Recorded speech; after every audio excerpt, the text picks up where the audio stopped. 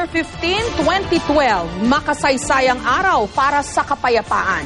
Sa araw na ito, nilagdaan ang Framework Agreement sa pagitan ng gobyerno at ng MILF o ang Moro Islamic Liberation Front. Ang kasunduan ng basihan at batayan ng pag-uusap patungo sa isang peace agreement na inaasahang tatapos sa 4 na dekada ng hidwaan sa Mindanao.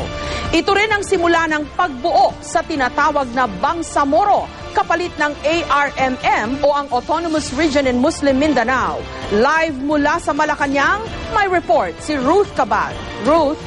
Jessica, makasaysayang araw nga ito at mismong chairman ng MILF nagsabing ni sa panaginip, di niya raw nakitang tutungtong siya dito sa Malacanang. Pero nangyari na yan kanina sa pagpirma ng Bangsamoro Framework Agreement na inaasahang magdadala ng pangmatagalang kapayapaan at kaunlaran sa Mindanao.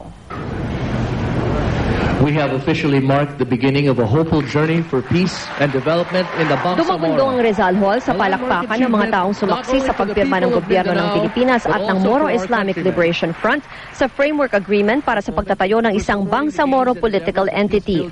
Ang mga chief negotiator ng dalawang panig ang pumirma. Sina Attorney Marivic Leonen para sa gobyerno at Muhajer Iqbal para sa MILF. Saksi sina Pangulong Aquino, Malaysian Prime Minister Najib Razak, MILF Chairman Alhaj Murad Ibrahim, Presidential Advisor on the Peace Process Secretary Ging Deles at mga miyembro ng peace panels. Today we signed a framework agreement that can finally seal genuine, lasting peace in Mindanao, in full view of the Filipino people and witnessed even by our friends from different parts of the world. We commit to peace. A peace that will be sustained through democratic ideals, a peace that heals and empowers. We will stand with you to make this agreement work. After 4 decades, peace is within reach. Let us grasp with both hands and never let go. Thank you. Assalamualaikum warahmatullahi wabarakatuh.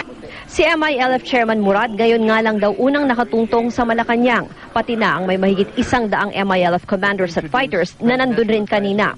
Nagpaabot din siya ng mensahe sa Moro National Liberation Front o MNLF matapos tutulan ng ilan sa mga lider nito ang Framework Agreement.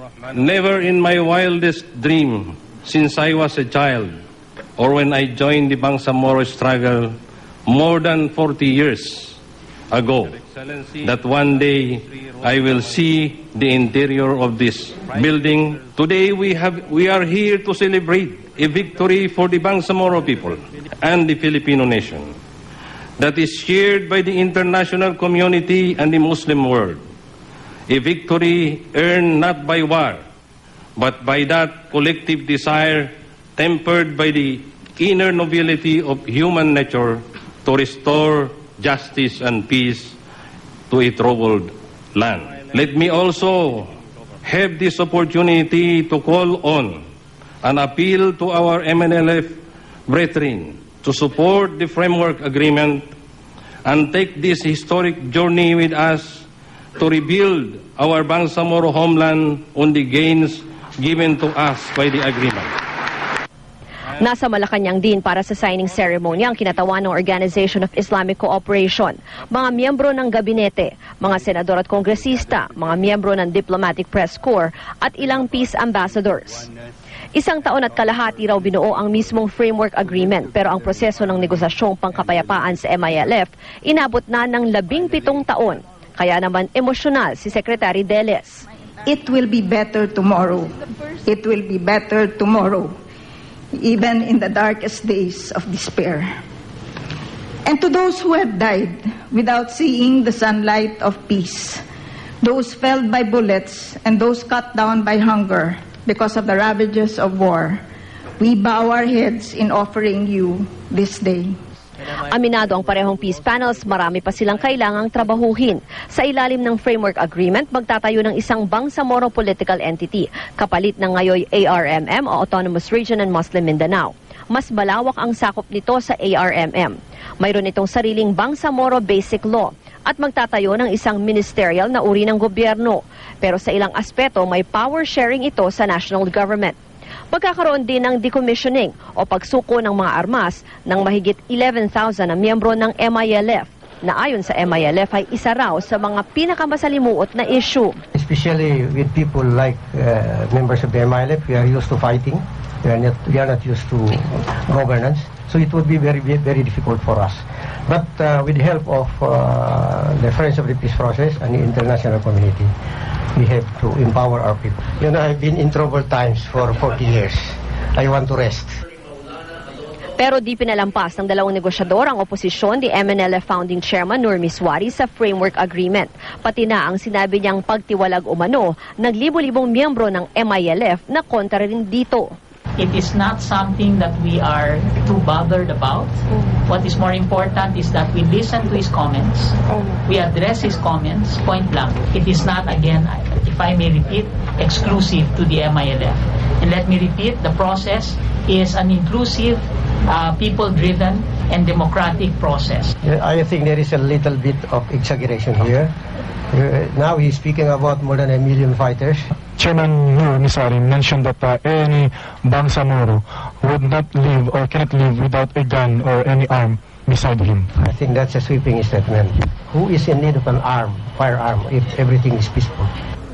Jessica, ito'y simula pa lamang ng pagpapatupad nga nitong Bangsamoro Framework Agreement. No, matagal-tagal na proseso pa yan, bubuo pa ng isang transition commission, magkakaroon ng consultation, tsaka bubuo ng isang Bangsamoro law na kailangan pang i-ratify ng Kongreso. At pagkatapos yan ay magkakaroon naman ng plebisito doon sa mga lugar na posibleng masakop nga nitong Bangsamoro. Jessica.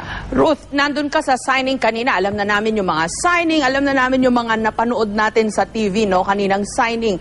Interesado kaming malaman. Ano yung mga side stories, yung mga nasaksihan mo? For example, ano ang mood sa Malacanang na magkakatabi yung dating mga magkakalaban, yung mga taga-AFP, tapos katabi nila mga dati rebelding MILF. Kumusta ba? Tama, Jessica, napansin nga natin kanina yan, kumbaga nasa isang kwarto itong mga matataas na opisyal nga ng AFP, ng PNP at nandyan nga yung mga rebelding sundalo dati, no? Pero kanina nakita natin nagkaamayan sila, talagang nagpalakpakan naman ang lahat ng pirmahan na nga itong framework agreement at nakita natin marami rin talagang nagsisigawan. Yung iba nga, medyo maiyak-iyak pa nung pirmahan nga at matapos kang i-anunsyo itong pagsasapinan nga nitong Bangsamoro Framework Agreement. So talagang nakita natin na talagang buhay na buhay yung eksena dyan sa loob ng Rizal Hall at mukhang lahat naman ay natutuwa as far as those yung attendees, no, natutuwa dito nga sa agreement na ito, Jessica. Was the mood formal o medyo casual and hindi masyadong